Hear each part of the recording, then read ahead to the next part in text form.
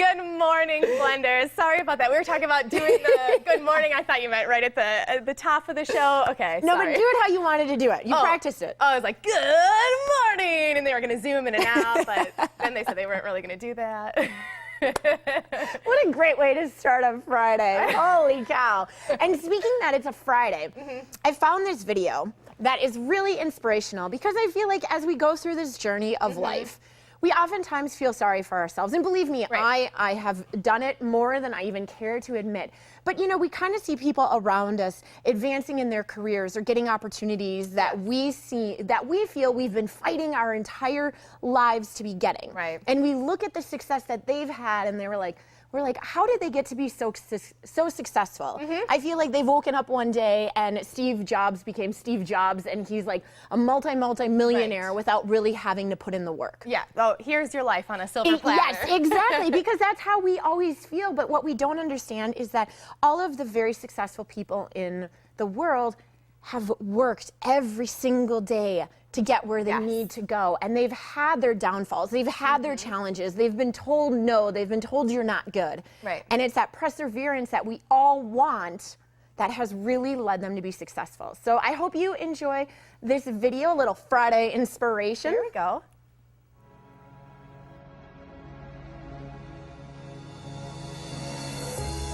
After being cut from his high school basketball team, he went home, locked himself in his room, and cried.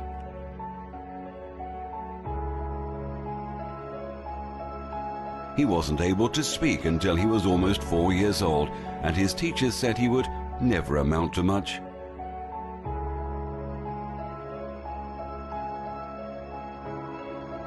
Was demoted from her job as a news anchor because she wasn't fit for television.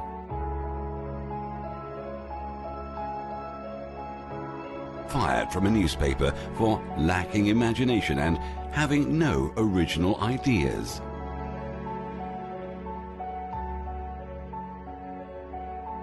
At age 11, he was cut from his team after being diagnosed with a growth hormone deficiency, which made him smaller in stature than most kids his age.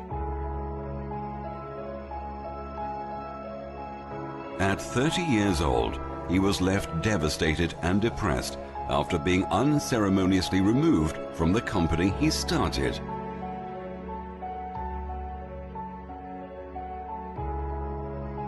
A high school dropout whose personal struggles with drugs and poverty culminated in an unsuccessful suicide attempt.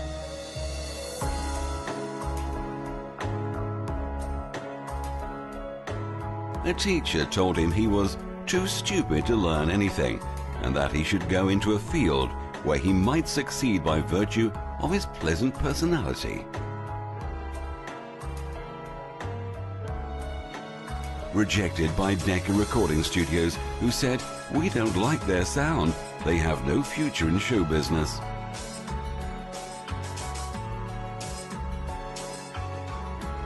His first book was rejected by 27 publishers.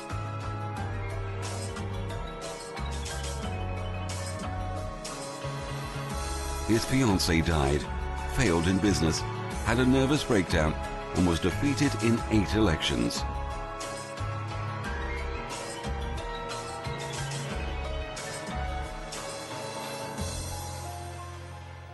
Maria, did any of those shock you? Oh my gosh, all of them did. Yeah.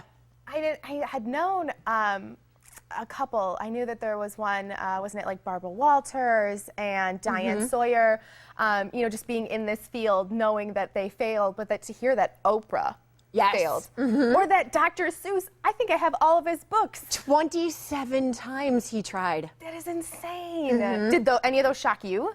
The Dr. Seuss one really shocked me. The Michael Jordan one did shock me. I didn't realize that he got cut from his high school basketball team. Yeah. Right. So I guess that just goes to show, I mean, if someone tells you no, you just fight harder for it. Right, and especially if it's your passion and what you love to do, just never give up, because at the end of the day, what is that saying? Like, if you reach for the moon, you might fall on a star. Even if you don't get to the moon. Yeah, like, shoot for the moon, because at least you'll end up in the stars. Exactly, I love it. Well, it is Friday. Yay. And we are going to introduce you to this week's Ben's Bells recipient. Meet Erin Schmidt, this week's Ben's Belly. Erin was nominated by her former coworkers for her outstanding contributions to this Tucson community. Erin is a certified foster parent as well as a volunteer with BARC. She volunteers with SACASA and held a diaper drive, bringing in over 3,000 diapers for people in Tucson who are in need. You can read more about this Ben's Bells recipient on Tuesday.